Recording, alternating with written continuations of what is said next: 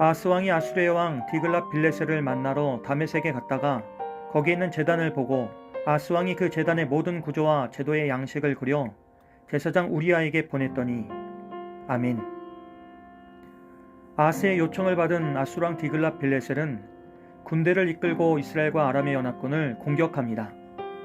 그 결과 아람의 수도 다메섹은 아수르에게 함락되고 맙니다. 그리고 그때 아하스는 다메섹까지 올라가 아수르 왕을 직접 만나게 되는데, 문제는 그가 다메섹에서 단지 아수르 왕만 본 것이 아니라 이방의 제단을 보았다는 데 있습니다. 아하스는 그곳에서 이방 제단의 구조와 제도의 양식을 본떠 도면을 만들고 그것을 예루살렘의 제사장 우리아에게 보냅니다. 그리고 이와 똑같이 만들라고 명령합니다. 그의 눈에는 하나님의 성전보다 이방의 화려한 제단이 더 좋아 보였던 것입니다. 하지만 그 제단은 우상을 섬기기 위해 만든 제단이었습니다.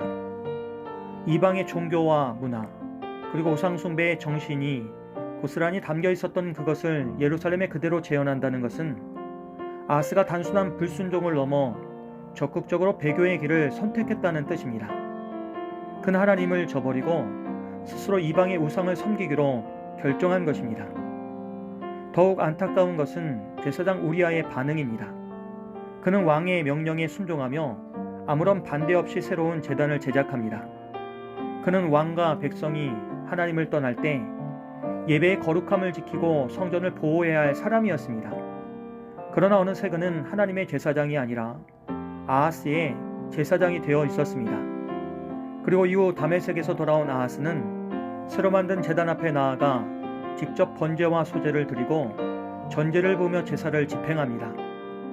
이제 예루살렘 성전은 더 이상 하나님께 예배를 드리는 장소가 아니라 우상을 숭배하는 자리로 전락하고 말았습니다. 그러나 아하스의 죄악은 단순히 악한 것을 들여온 데 그치지 않았습니다. 그는 이미 있던 거룩한 것들마저 파괴하기 시작합니다. 성전 안에 있던 물두멍과 받침대를 치우고 하나님의 영광을 상징하는 바다를 옮기며 심지어 안식일에 쓰던 낭실까지 제거합니다.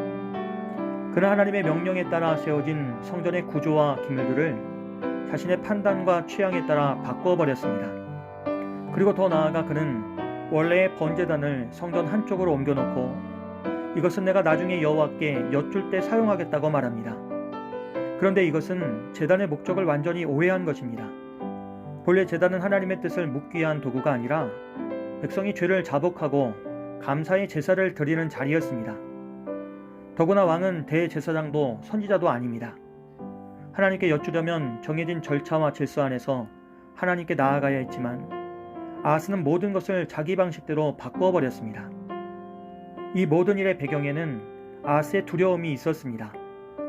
성경은 그가 아수르 왕을 두려워했기 때문에 이렇게 했다고 말합니다. 그는 정말로 두려워해야 할 하나님은 외면한 채 사람을 두려워했습니다. 아수르의 눈에 충성스러워 보이기 위해 그들의 종교를 모방하고 정치적인 관계를 유지하기 위해 성전까지 손대었던 것입니다. 그 결과 유다는 하나님의 백성으로서의 정체성을 잃고 아수르의 한 지방처럼 변해갔습니다. 그런데 그렇게 아하스가 세상의 방식을 따라가며 변화를 시도했음에도 유다의 형편은 더 고통스럽게 변해갔습니다. 그는 살기 위해 우상을 두려웠지만 오히려 하나님의 보호하심을 잃게 된 것입니다. 오늘 말씀을 통해 우리는 아하스의 실수를 반복하고 있지 않은지 되돌아보게 됩니다.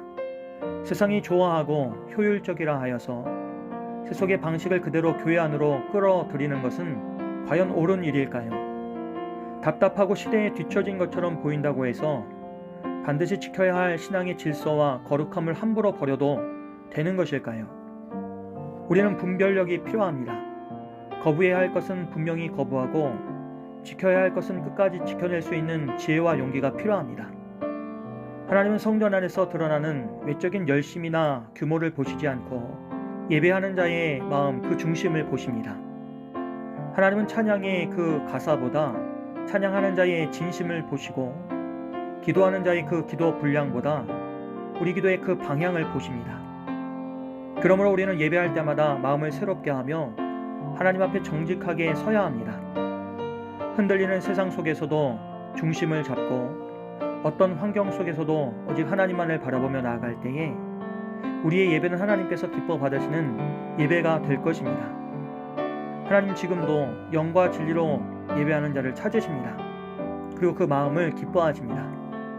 오늘도 우리 각자의 예배의 자리를 소중히 여기며 우리의 마음의 중심에서 하나님을 온전히 높여드릴 수 있기를 주님의 이름으로 간절히 기도합니다. 좋으신 하나님, 우리가 오직 하나님을 경외하며 세상의 방식보다 말씀의 길을 따를 수 있도록 도와주시옵소서. 또한 우리 마음의 제단 위에 오직 주님만을 높여드리며 날마다 신실한 예배자로 살아갈 수 있도록 성령님 우리를 인도하여 주시옵소서. 예수님의 이름으로 기도합니다. 아멘.